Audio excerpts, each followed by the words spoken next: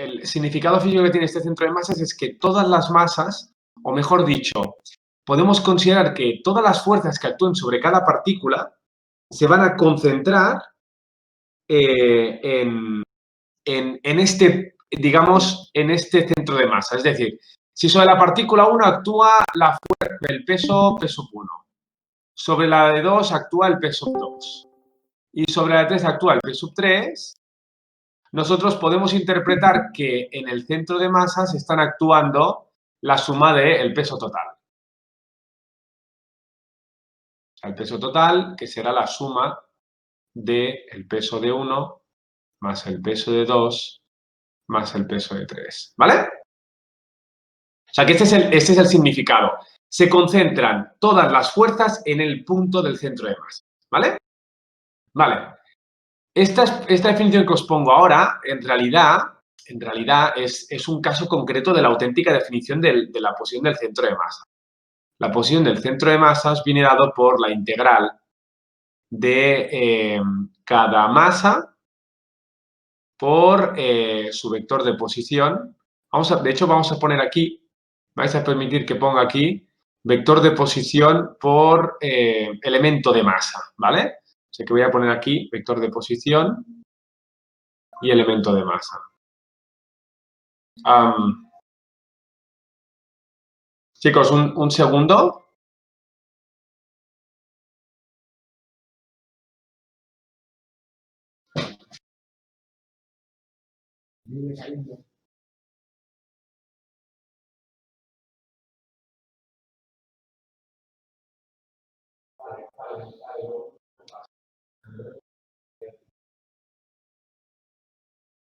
Vale. Ya. Bueno, vale. Ya, bueno, entonces, bueno, vale. Entonces, cuando estéis, no hay pase. Te llamo y te cambio esa raíz, ¿vale? Vale. Adiós.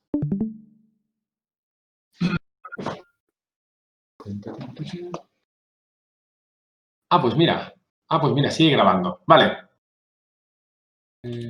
Vale, entonces, lo que os explicaba representa que la auténtica definición del centro de masas es la que os estoy poniendo ahora, ¿vale? Bueno, ya hablaremos de esta parte, ¿vale? Por si sale algún ejercicio y tal así interesante, ¿vale? Pero de momento, quedaros con el hecho de que si tengo masas puntuales, ¿vale? Masas que están en diferentes puntos, puedo utilizar esta expresión de aquí, ¿vale?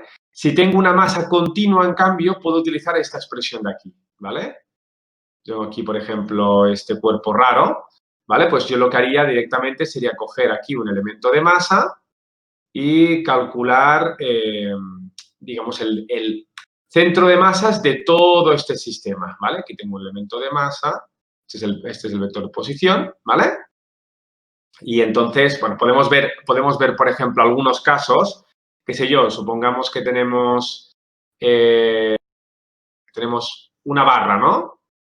De una cierta longitud L, si la densidad de masa es uniforme, ¿qué quiere decir la densidad de masa? La densidad de masa, ya que estoy aquí os lo pongo, definimos la densidad de masa como, por ejemplo, la cantidad de masa en un elemento de volumen, ¿no? Esto sería la densidad de masa volumétrica, luego sería la densidad de masa superficial y finalmente la densidad de masa lineal.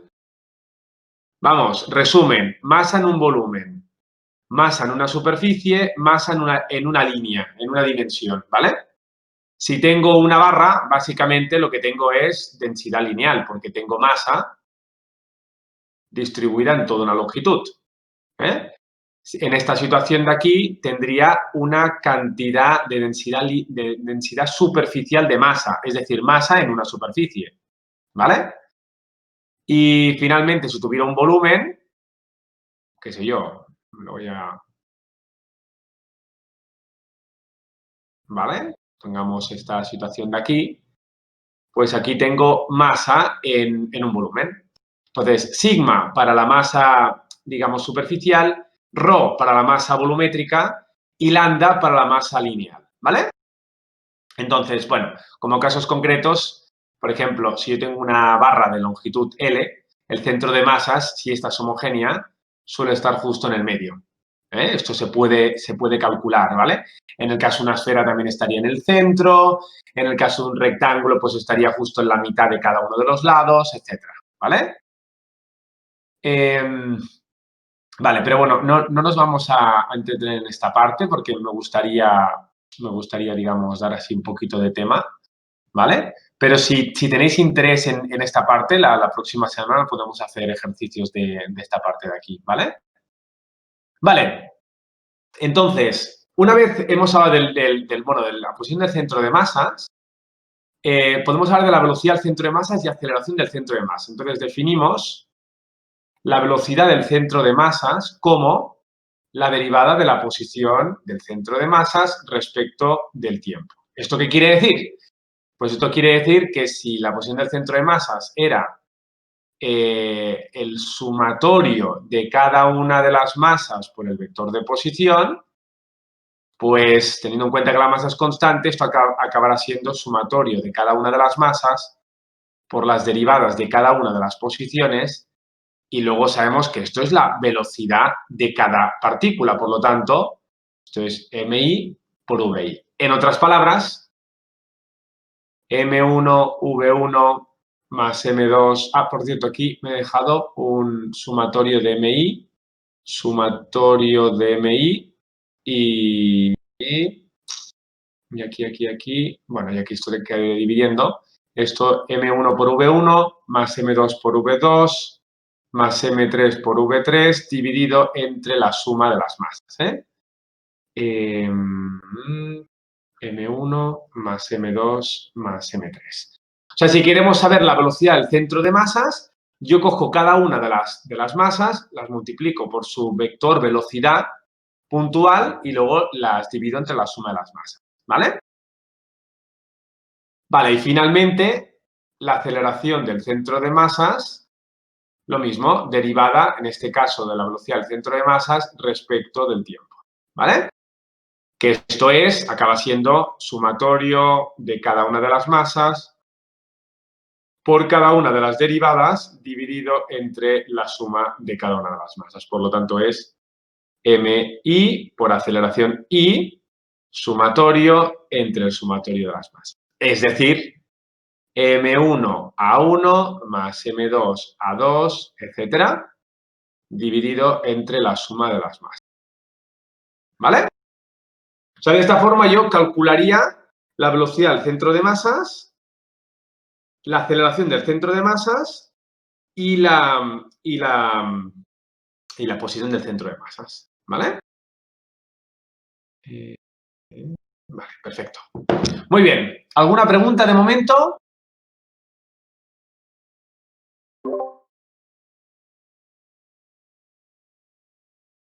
Ninguna pregunta, ¿no?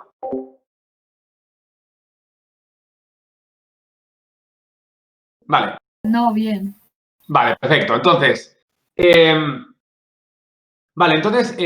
¿cuál es, bueno, el significado, bueno, más que el significado, una de las, en el tema de sistemas de partículas, una de las magnitudes que nos interesa mucho estudiar es lo que se conoce como la cantidad de movimiento o momento lineal. Entonces, empecemos hablando de cantidad de movimiento o momento lineal de una partícula. Empezamos hablando de una partícula, ¿vale? Quiero que entendáis qué es esto. Bueno, la cantidad de momento lineal de una partícula es, imaginaros que yo tengo una partícula de masa m y esta partícula lleva una cierta velocidad, ¿vale? Con su vector asociado, ¿vale? Entonces, definimos la cantidad de momento lineal como un vector que es el producto de la masa por la velocidad, ¿vale? Vale, esto básicamente lo que me está diciendo es que un cuerpo que tiene masa, si además se mueve con una cierta velocidad y esta velocidad está determinada en una dirección con un módulo y con un sentido, pues, y teniendo en cuenta que la masa es positiva, la cantidad de movimiento, es decir, el vector cantidad de movimiento o momento lineal, se define como este producto y tiene la dirección de la velocidad, ¿vale? Por lo tanto, si una partícula se mueve hacia la derecha, la cantidad de movimiento también va hacia la derecha, ¿vale? Vale, entonces, fijaros que esto es un vector, ¿vale? Esto quiere decir que si por lo que fuera, por ejemplo, imaginemos que la partícula en un instante inicial va hacia la derecha y en un instante posterior va hacia abajo, ¿vale? M por V, 1, y aquí vamos a poner M por V, 2. Fijaros que lo que ha pasado de esta situación a esta situación es que la cantidad de movimiento o el momento lineal ha cambiado. ¿Por qué ha cambiado? Porque ha cambiado de dirección, ¿vale? Por lo tanto, es un vector que cuando veamos que debe conservarse, ya veremos que también deberá conservarse en la dirección, sentido y magnitud. Pero bueno, de momento quedaros con el hecho de que simplemente es un vector asociado al movimiento, ¿vale? Por eso se llama cantidad de movimiento. Vale, si yo tengo una partícula, su cantidad de movimiento es masa por velocidad. Hasta aquí bien. La pregunta es, ¿qué pasa si yo tengo un sistema de partículas? Es decir, ¿cuánto vale la cantidad de movimiento o momento lineal de un sistema de partículas? Entonces, si tengo un sistema de partículas, ¿vale? Pongamos que tengo una partícula M1 con una velocidad V1, otra partícula M2 con una velocidad V2, otra partícula M3 con una velocidad V3, ¿no? Vale, pues todo esto, si yo quiero definir la cantidad de movimiento del sistema de partículas, dejadme que ponga aquí SP, haciendo referencia al sistema de partículas, es la suma de cada una de las cantidades de movimiento de cada partícula, es decir, sumatorio de MI, partícula I, por la velocidad de la partícula I, ¿vale? Vale, pero fijaros que, según lo que acabamos de poner antes, ¿verdad que habíamos dicho que la velocidad del centro de masas era la suma de cada una de las masas por cada una de las velocidades dividido entre la suma de cada una de las masas? ¿Cierto? Pues, si nos fijamos, este término de aquí es este término de aquí, que a su vez, si yo despejo este término, me queda que este sumatorio acaba siendo velocidad al centro de masas multiplicado por la suma de cada una de las masas, ¿no? Es decir, si despejo de aquí este sumatorio, ¿qué me queda? Pues me queda velocidad del centro de masas por la suma de cada una de las masas. ¿Vale? En resumen, que la cantidad de movimiento de un sistema de partículas es el sumatorio de cada una de las masas por cada una de las velocidades, pero también es la velocidad del centro de masas por la suma de cada una de las masas. ¿Y esto qué es la suma de cada una de las masas? Pues esto lo podemos poner como masa total.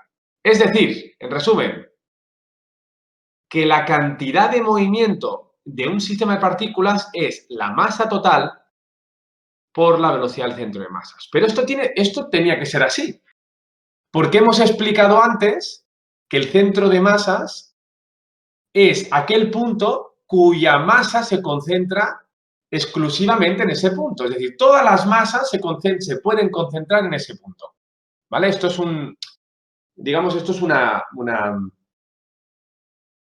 una forma de simplificarlo, ¿vale?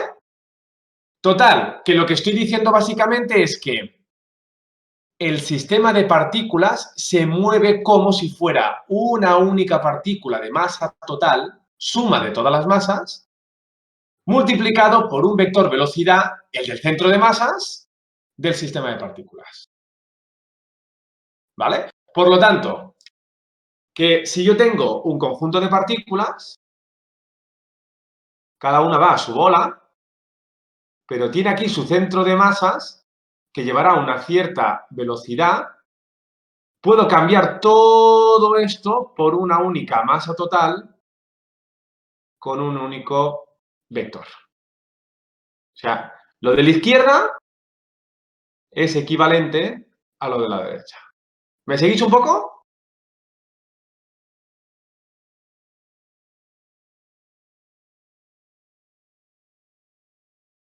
Un sí, ¿eh? Si no me decís nada.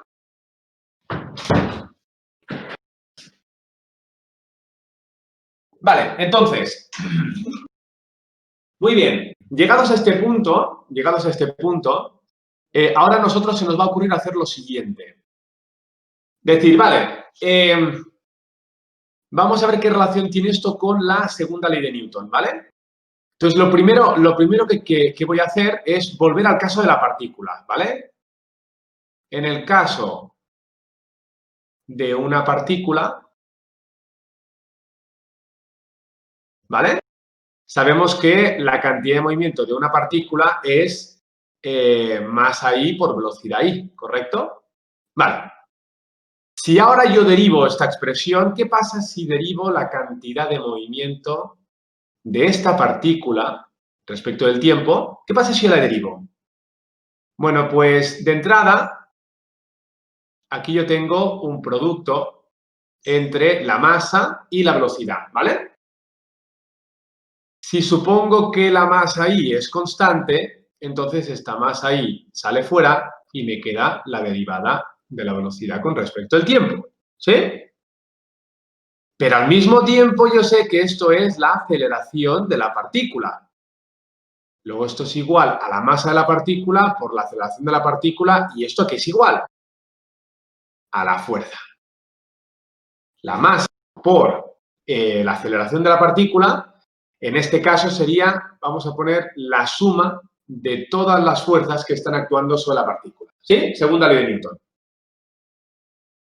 ¿Vale? Muy bien. Pero esta definición me permite generalizar la segunda ley de Newton diciendo lo siguiente. Bueno, pues en realidad la suma de todas las fuerzas es exactamente igual a la derivada de la cantidad de movimiento con respecto al tiempo. ¿Qué quiere decir esto? Esto lo que quiere decir básicamente es que exclusivamente, o mejor dicho, solo la fuerza puede cambiar la cantidad de movimiento de una partícula. ¿Vale? ¿Vale? Entonces, lo que estoy diciendo exclusivamente es que si una partícula lleva en un instante en concreto una cierta cantidad de movimiento, si un instante posterior, por lo que sea, esa cantidad de movimiento ha cambiado, quiere decir que ha actuado una fuerza o una suma de fuerzas sobre la partícula. ¿Vale? Entonces, las fuerzas sobre las partículas individuales van a cambiar, son las únicas que pueden cambiar la cantidad de movimiento. ¿Vale? Muy bien. Entonces, vamos a ver qué ocurre ahora cuando hablamos de un sistema de partículas. Y para eso voy a ir para arriba. Si no tenéis objeción, voy para arriba y voy a borrar un poco todo lo que he hecho, ¿vale?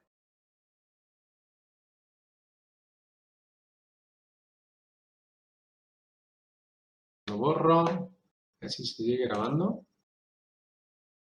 Ah, ves, tía, pues, ves, ahora se acaba de parar, ¿eh? Estáis grabando, ¿no? Menos mal que alguien está grabando, ¿eh? Inicia grabación. Bueno, voy a volver a grabar otra vez.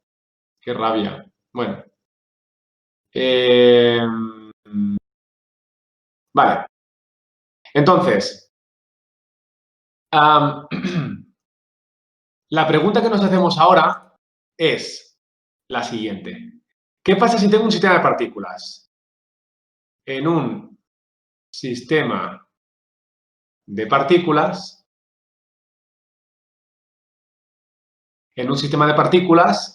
hemos dicho que la cantidad de movimiento en el sistema de partículas, ¿verdad? Era, atención con la jugada era que el sumatorio, ¿verdad? Cada una de las masas por cada una de las velocidades. Y esto era lo mismo que la masa total por la velocidad del centro de masas. ¿Sí? Vale.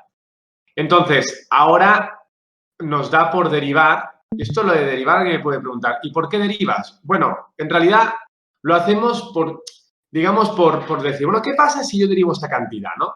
Entonces, lo que pasa es lo siguiente. Al derivar esta cantidad, me queda masa total por la velocidad del centro de masas. Y esto, si suponemos que la masa total es constante, esto sale fuera y me queda la derivada de la velocidad del centro de masas con respecto de t. Pero ahora uno se pregunta, oye, esta derivada de la velocidad del centro de masas con respecto de t, ¿esto no es la aceleración? Respuesta, sí. Esto es la aceleración del centro de masas.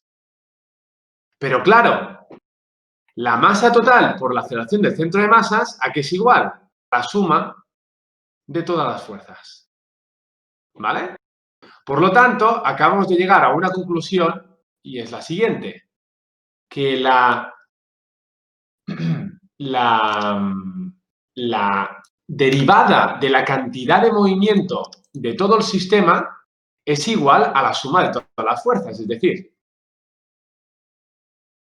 la derivada de la cantidad de movimiento del sistema de partículas es la suma de cada una de las fuerzas. Y aquí vamos a poner fuerzas totales. Y ahora veréis por qué pongo fuerzas totales. Entonces, ¿qué quiere decir esto? Bueno, esto de entrada quiere decir que las fuerzas pueden cambiar la cantidad de movimiento del sistema de partículas. ¿Vale? Pero vamos a matizar un poquito más. Cuando hablamos aquí de fuerzas totales en un sistema de partículas, tenemos que diferenciar lo que son las fuerzas internas al sistema y las fuerzas externas al sistema, ¿sí? Entonces, las internas al sistema, ya os podéis imaginar que si yo tengo un sistema de partículas, pongamos estas tres, las fuerzas internas, esto es partícula 1, partícula 2, partícula 3. Las fuerzas internas son las fuerzas que hacen las partículas entre ellas. Por ejemplo, la partícula 1 hace una fuerza sobre la partícula 2. Y la partícula 2 hace una fuerza sobre la partícula 1. Pero a su vez, la partícula 1 hace una fuerza sobre la partícula 3. Y la partícula 3 hace una fuerza sobre la partícula 1. Y la partícula 2, ¿me seguís? Hace una fuerza sobre la partícula 3. Y la partícula 3 hace una fuerza sobre la partícula 2. Vale, entonces, si yo analizo cada una de estas fuerzas y más concretamente las sumo y tengo en cuenta que la fuerza de la partícula I sobre la partícula J es lo mismo que la fuerza sobre la partícula que hace la partícula J sobre la partícula I. Es decir, la partícula 1 hace una fuerza sobre la partícula 2, pero la partícula 2 hace la misma fuerza sobre la partícula 1. Esto es la tercera ley de Newton.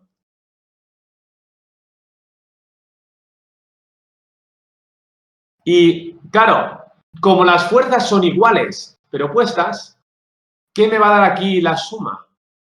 Pues la suma me va a dar... ¿Quién me lo dice?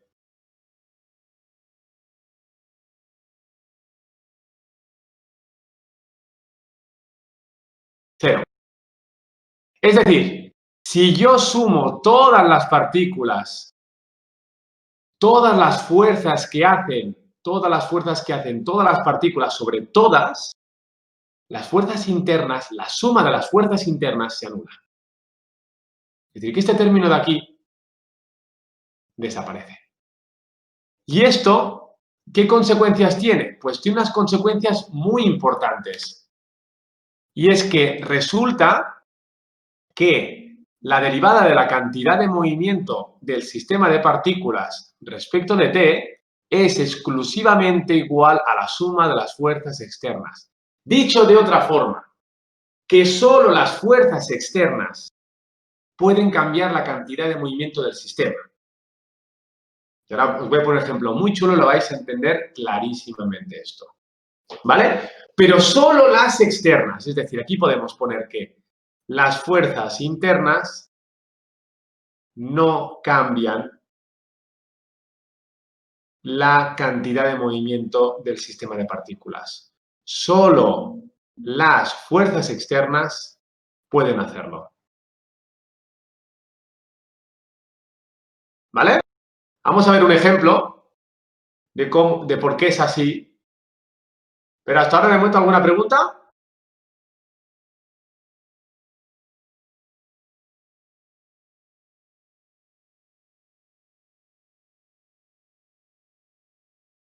No hay ninguna pregunta, ¿no? Vale. Vamos a analizar la siguiente situación. Imaginaros, por ejemplo... joder, qué mal me ha quedado esto. Bueno, es igual. Imaginaos que lanzamos una granada, ¿vale? Yo aquí lanzo una granada en un tiro parabólico, ¿vale? Y cuando llega al punto más alto, y por poner un punto, cuando llega al punto más alto, pongamos que esta granada explota y se divide en dos trozos, ¿vale? O sea, yo aquí tengo el cuerpo, ¿vale? Y aquí se va a dividir en dos trozos. Un trozo y otro trozo, ¿vale? Es decir, aquí explota, ¿vale? Bueno, ¿qué ocurrirá aquí? Pues lo que va a ocurrir aquí es lo siguiente. Este trozo de aquí, según la explosión, pero este trozo de aquí, pongamos que cae en este punto de aquí, ¿vale? Este trozo lleva una cierta velocidad, ¿vale? Y, y cae en este punto, ¿vale? Y este trozo de aquí sale con una cierta velocidad y acaba cayendo en otro punto, ¿vale? Este es el primer trozo y este sería el segundo trozo, ¿vale?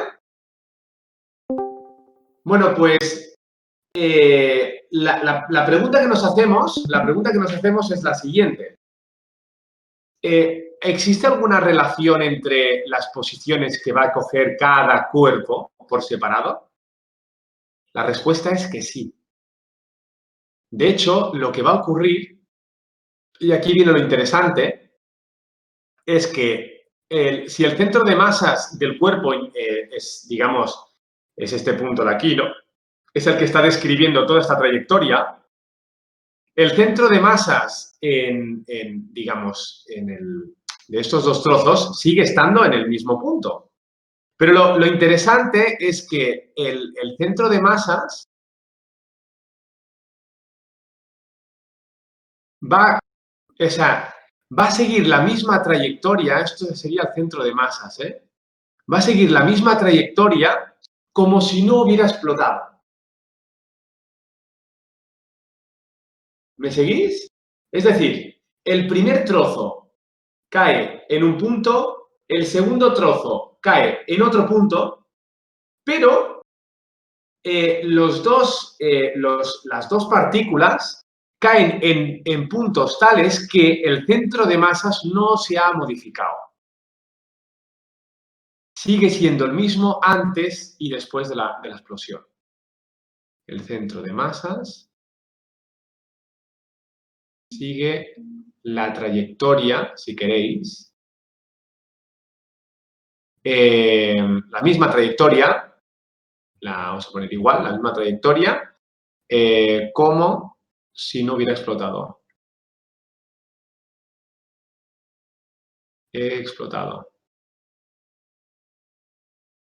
¿Vale? ¿Y esto por qué es así? ¿Y esto por qué es así? Bueno, esto es así básicamente porque las fuerzas que han hecho explotar el sistema son fuerzas internas. Son fuerzas que han actuado sobre las partículas internamente. Y como hemos visto en la parte de arriba, solo las fuerzas externas pueden cambiar la cantidad de movimiento del sistema. Y de hecho, evidentemente es lo que está ocurriendo. ¿Qué fuerza externa? Porque claro, aquí me podéis decir, hombre, Nacho, aquí si si la velocidad del centro de masas es este vector de aquí, ¿no? La cantidad de movimiento del centro de masas es esta de aquí. ¿Ves? Tiene la misma dirección que la velocidad. Y es cierto, en cada punto esa cantidad de movimiento está cambiando. ¿Y por qué está cambiando? Hostia, porque está actuando el peso. Vamos a poner aquí masa por gravedad. Y el peso es una fuerza externa.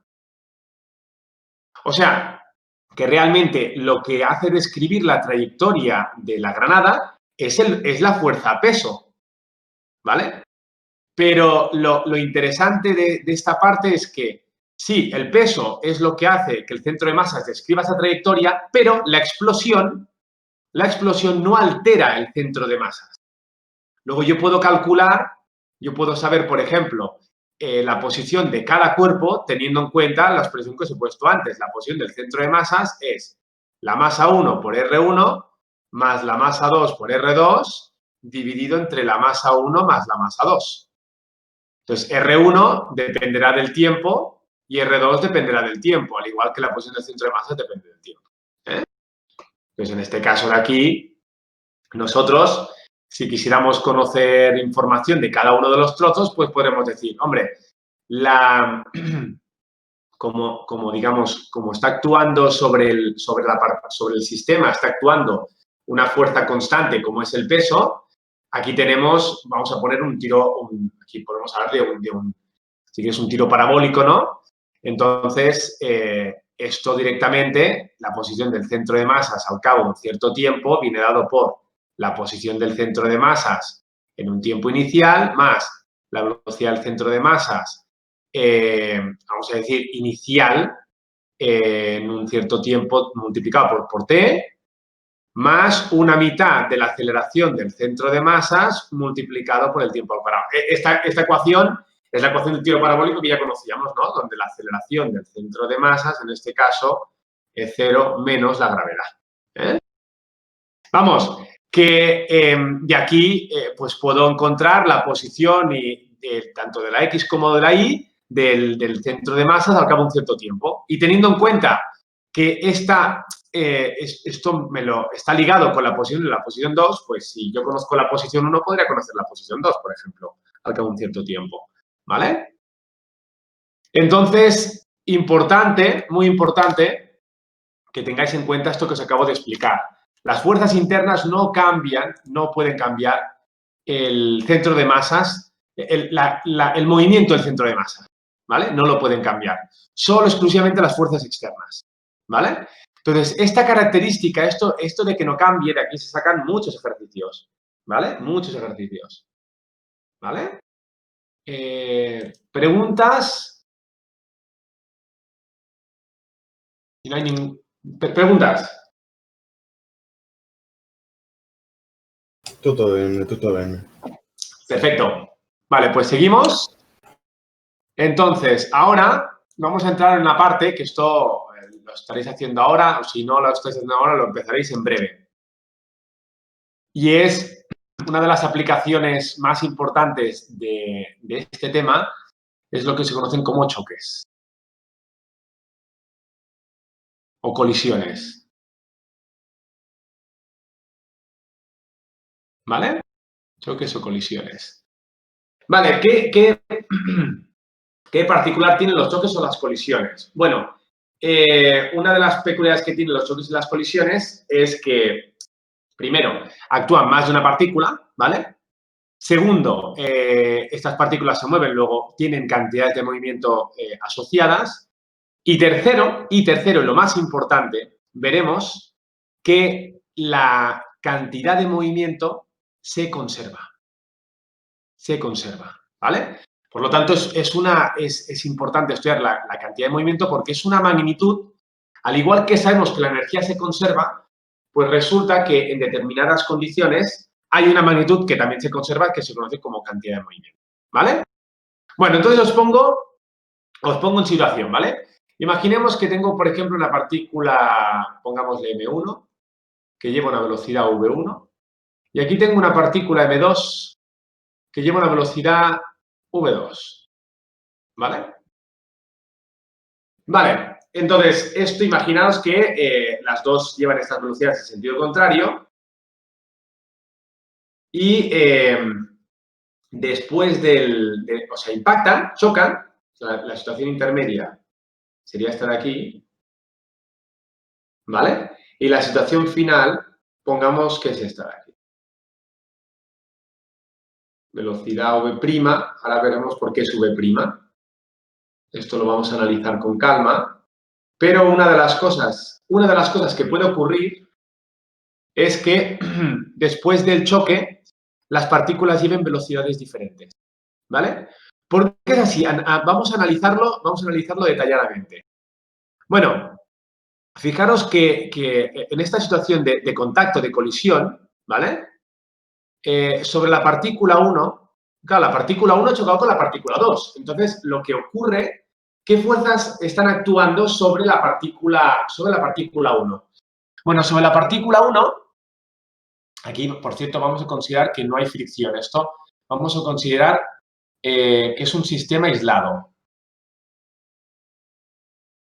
Sistema aislado básicamente me dice que la suma de fuerzas externas es cero. Es decir, no considero que actúan fuerzas, ¿vale? O no considero que actúan fuerzas o directamente que esas fuerzas externas se anulan, ¿vale? Vale, entonces, cuando la partícula 1 choca con la partícula 2, ¿qué ocurre ahí? Bueno, pues que la partícula 2 hace una fuerza sobre la partícula 1, ¿no? O sea, que la partícula 1 nota una fuerza que hace la partícula 2 sobre la partícula 1, ¿vale? Claro, si a todo esto sabemos que la partícula 1 llevaba una cierta velocidad,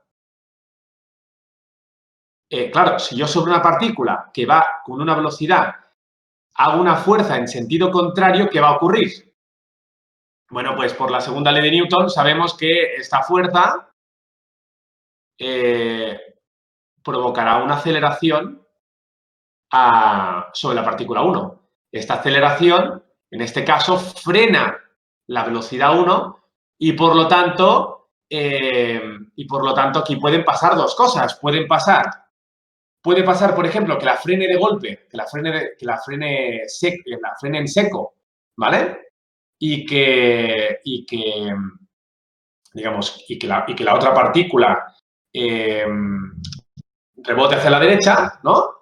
Puede pasar que las dos vayan a la izquierda o puede pasar que cada una vaya en sentidos contrarios. Pero bueno, la cuestión es que lo que va a ocurrir es que V1 va a cambiar, por narices va a cambiar, porque está actuando una aceleración. Y siempre que actúa una aceleración, en este caso, frenará a la partícula. Por lo tanto, la partícula 1 llevará una velocidad V1', en este caso, he supuesto que iba hacia la izquierda, ¿eh? ¿Vale? Sobre la partícula 2, ¿qué va a ocurrir? Más de lo mismo. Lleva una velocidad hacia la izquierda, V2, pero la partícula 1 hace una fuerza sobre la partícula 2. ¿Vale? Entonces, claro, como hace una fuerza sobre la partícula 2, provocará una aceleración sobre la partícula 2 hacia la derecha, luego frena a la partícula 2. ¿Vale? Entonces, automáticamente cambia su estado de movimiento.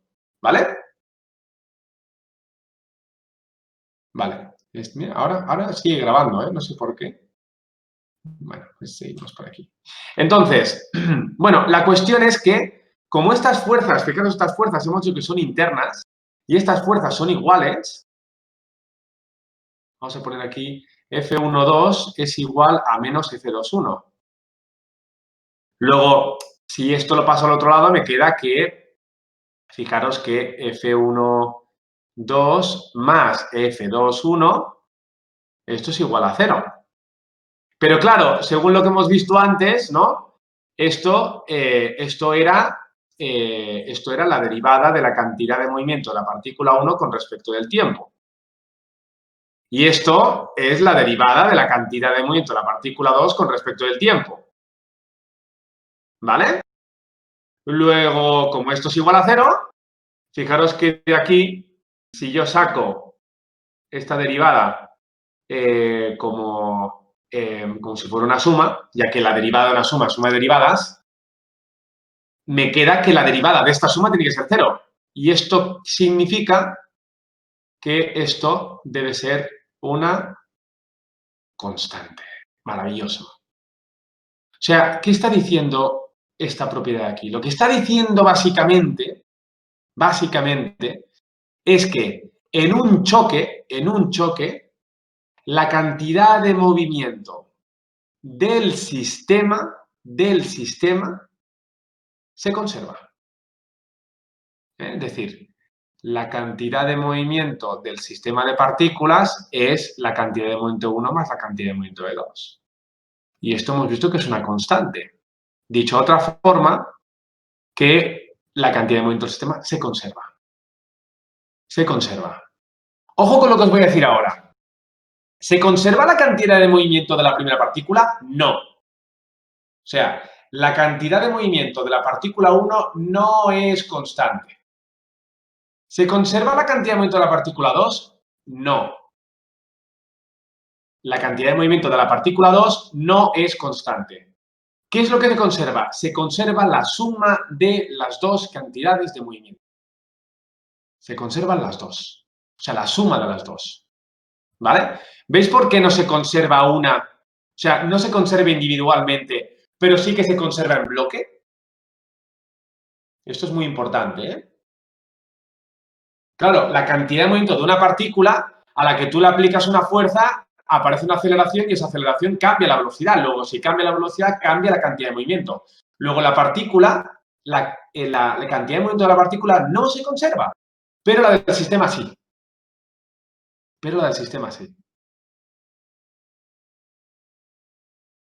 ¿Me seguís?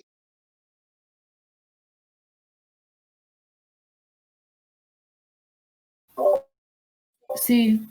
Perfecto. Por lo tanto, ya podéis generalizar, ya podéis decir, en todo choque de un sistema aislado, la cantidad de movimiento del sistema de partículas se conserva. ¿Eso qué quiere decir? Bueno, pues básicamente esto quiere decir que la cantidad de movimiento antes y la cantidad de movimiento después, y el intermedio, si queréis, es exactamente la misma. O sea, según nuestro dibujo, M1 por V1 más M2 por V2 tiene que ser igual a M1 por V1' más M2 por V2'. O sea, esto es lo que se conoce como la conservación de la cantidad de movimiento del sistema. ¿Vale? Vale, entonces, ¿qué problemas tenemos aquí? Bueno, los problemas que tenemos aquí son los siguientes. Que, por ejemplo, si conocemos V1 y V2, ¿vale? ¿Cómo podemos hallar V1' y V2'? Bueno, la respuesta es que en principio lo hacemos con esta expresión de aquí. Ahora bien, por ejemplo, en el caso que tenemos una dimensión, ¿vale? Voy a poneroslo. Joder, ya me he quedado sin espacio. En el caso de que tengamos una dimensión, esto lo pondríamos como bueno, lo voy a poner aquí, una dimensión. Esto sería M1, V1 más M2, V2 es igual a M1, V1' más M2, V2', ¿vale? Claro, ¿qué ocurre?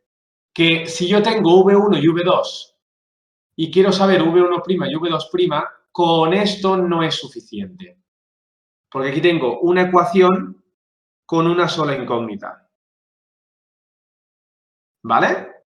Entonces, necesitamos algo más. Necesitamos otra ecuación más. ¿Vale? Y entonces aquí es donde viene lo que se conoce como el coeficiente de restitución, y esto me va a permitir clasificar los tipos de choques, ¿vale? Pero de entrada ya podéis poner que esta ecuación es la que siempre vamos a utilizar cuando cualquier tipo de choque, interacción, ¿vale? Donde actúen fuerzas internas y donde las fuerzas externas no actúen, ¿vale? Vale, chicos, pues voy a la parte de arriba, ¿vale? He comido todo esto. Vale.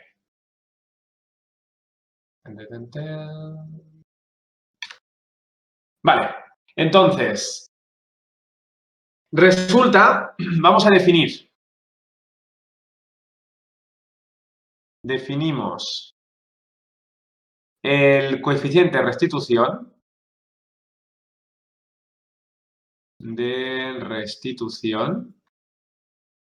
o también conocido como el coeficiente Newton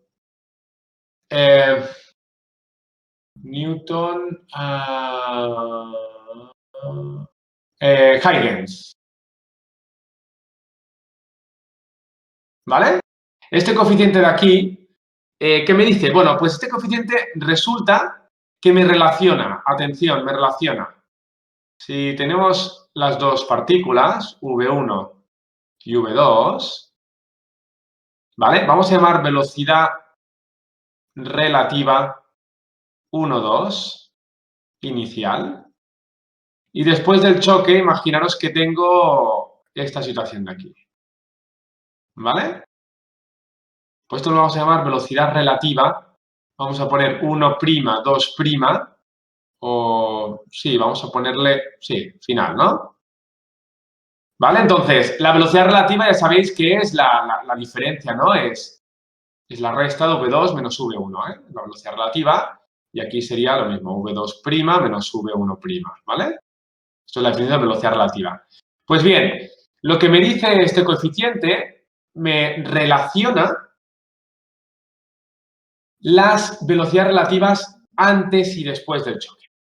Y lo que me dice básicamente es lo siguiente. Me dice que la velocidad relativa de 1', 2', es menos un coeficiente veces la velocidad relativa 1, 2. En otras palabras, V2' menos V1' es igual a menos E veces V2 menos V1. ¿Vale? O sea, lo que me está diciendo, en pocas palabras, lo que me está diciendo es que la relación entre la relativa antes y después viene dado por un coeficiente y este coeficiente, para que os hagáis una idea, está ligado con el tiempo de contacto en el choque. ¿Vale? ¿Y cómo está relacionado? O sea, ¿qué relación hay entre este coeficiente y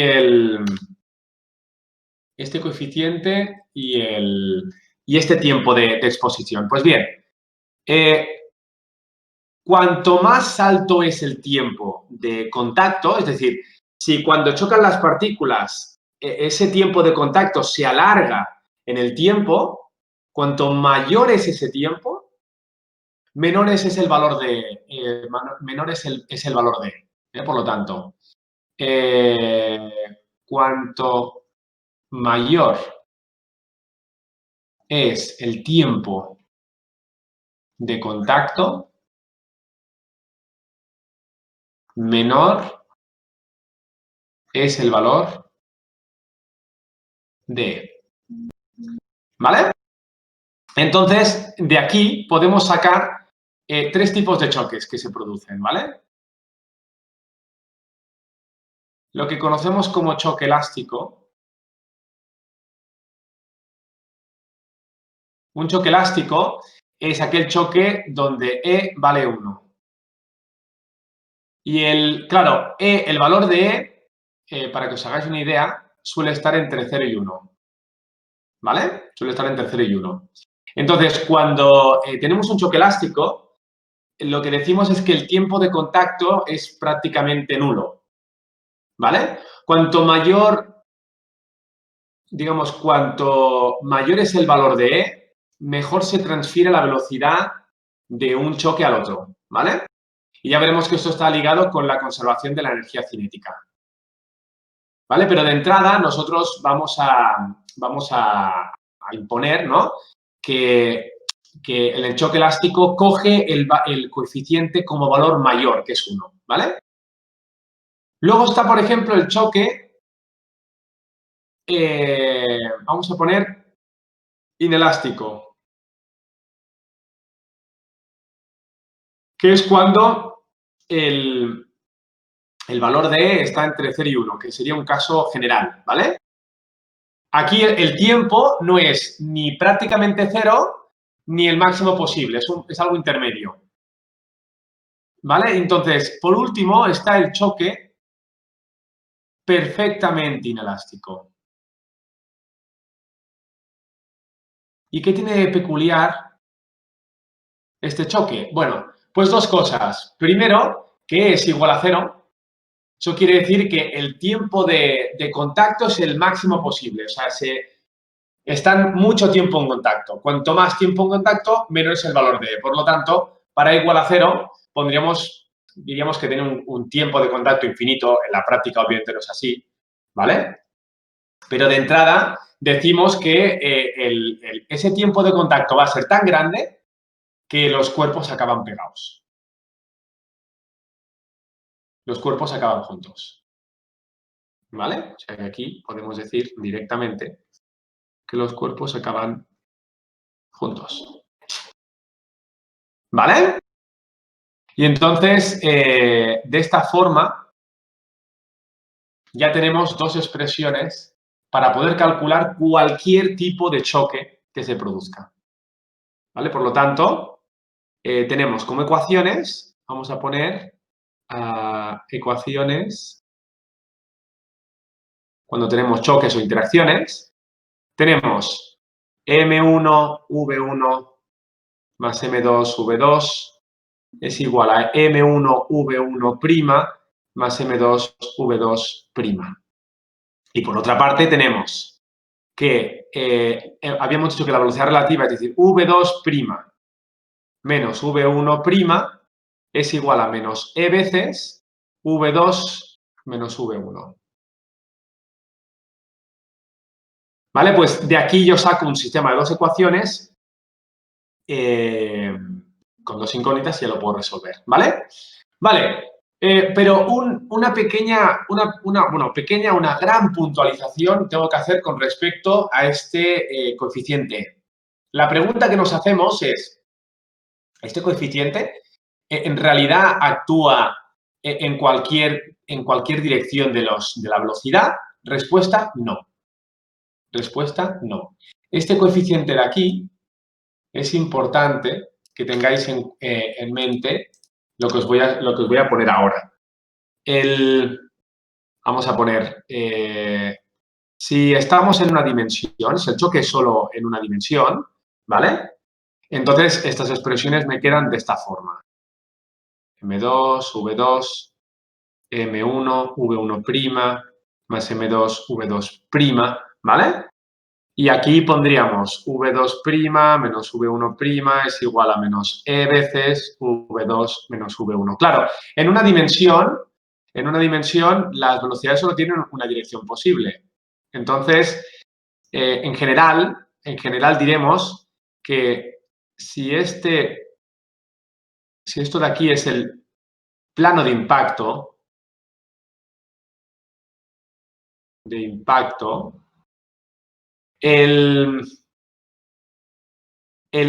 este coeficiente de restitución actúa en esta dirección de aquí, ¿vale? Es decir, que aquí podemos decir, si queréis, el coeficiente E actúa en la dirección perpendicular al plano de impacto. ¿Vale?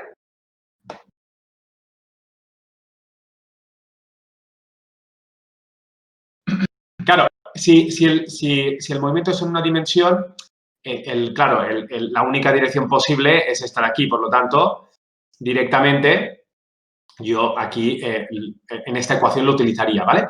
Pero imaginemos, por ejemplo, que el choque no es en una dimensión. Pongamos que es en dos dimensiones. ¿Vale? Si es en dos dimensiones, ¿qué ocurre? Si es en dos dimensiones, aquí sí que tendré que elegir bien la dirección de, pongamos, por ejemplo, si estamos en dos dimensiones, o lo que se conoce como un choque oblicuo, esto sería oblicuo, esto sería frontal,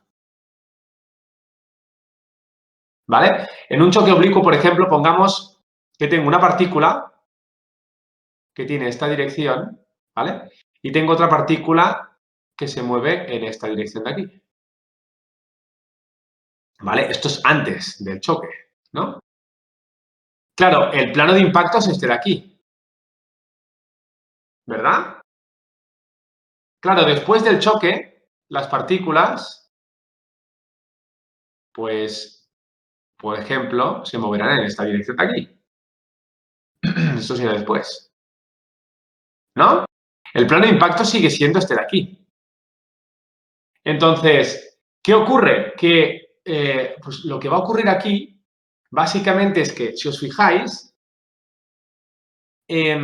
aquí hay dos velocidades, ¿no? Hay una velocidad hacia la izquierda, v2x. Aquí tendríamos una hacia la derecha, v1x, ¿sí? Aquí tendría lo que sería v1i y esta sería v2i. ¿Me seguís? O sea, las partículas tienen direcciones de tal forma que la componente vertical, fíjate que si lo analizo tanto antes como después,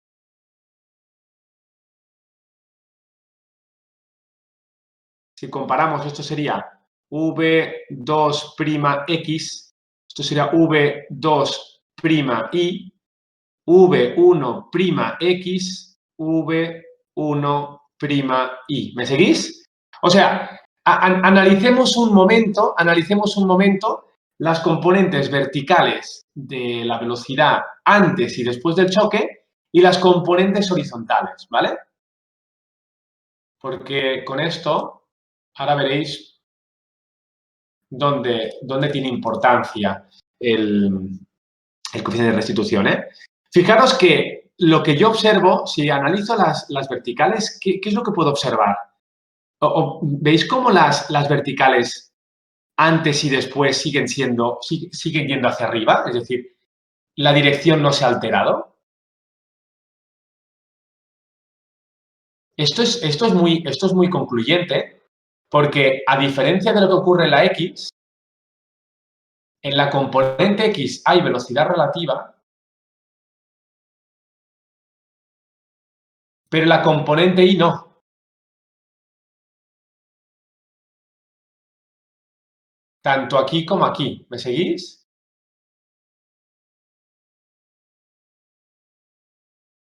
Es decir, esto sería inicial y esto sería final. O sea, a lo que voy es que, si os fijáis, en la dirección X las partículas se acercan antes del choque.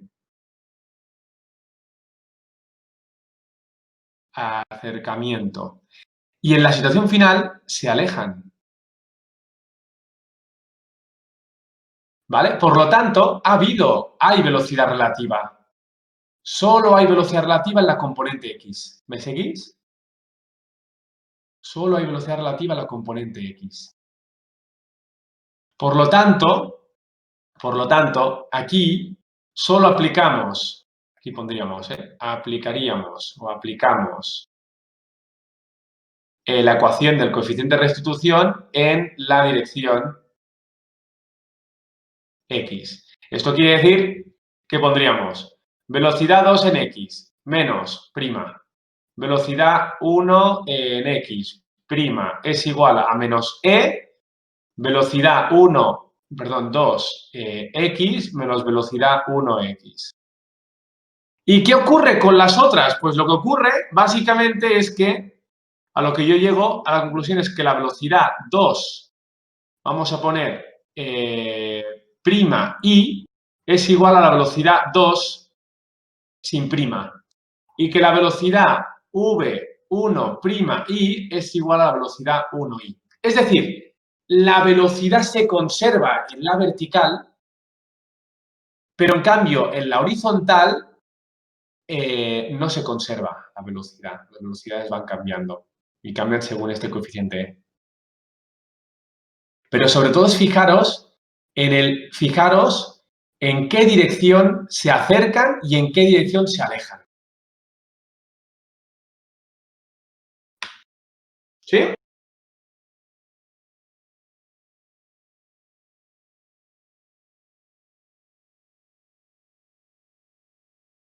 Chicos, ¿preguntas?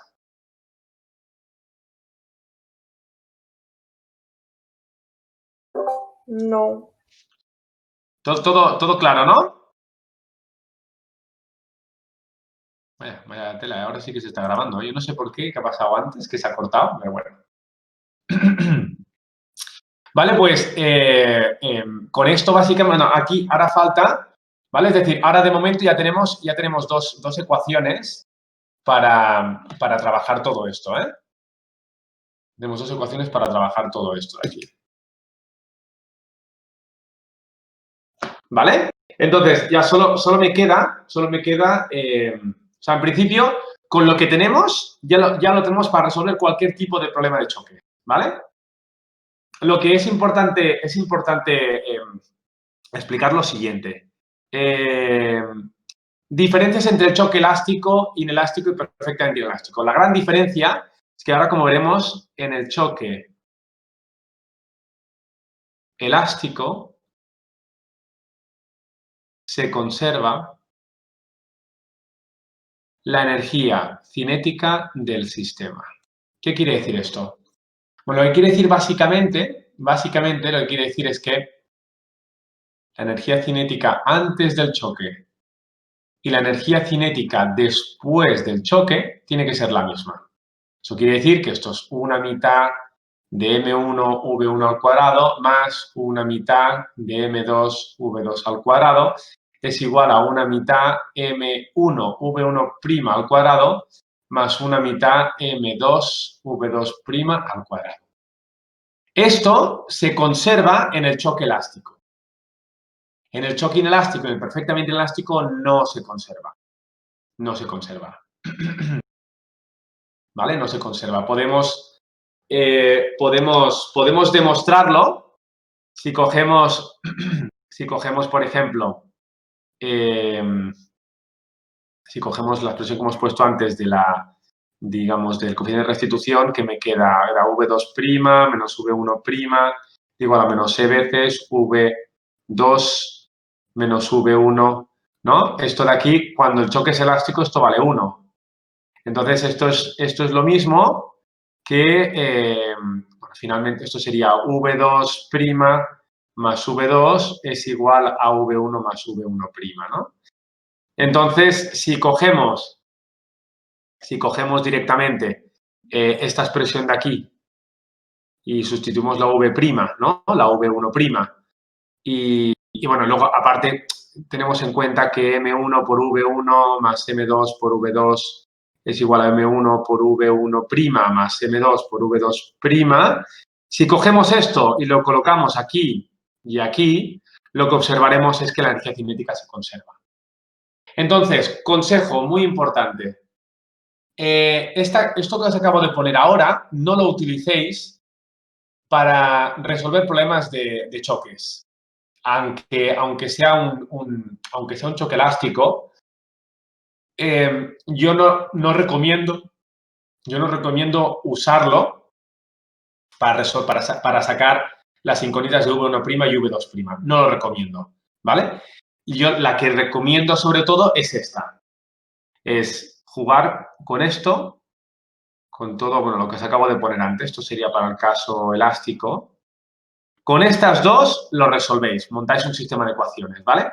Esto de aquí que os acabo de poner va muy bien.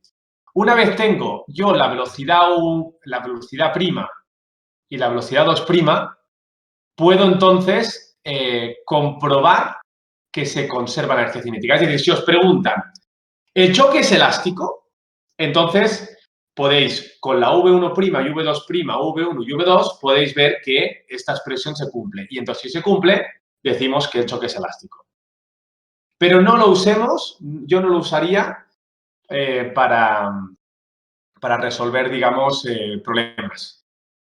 Porque es un sistema, al estar aquí los cuadrados, se convierte en un sistema en uno lineal y entonces esto se complica bastante, entonces no es necesario, ¿vale?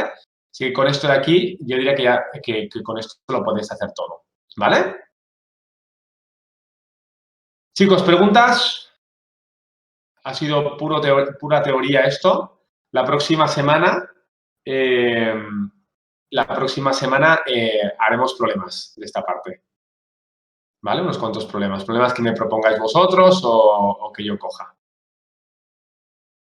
¿vale?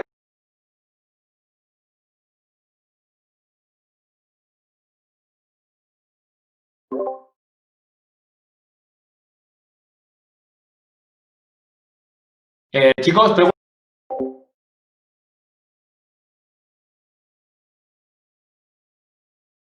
grabación de tener.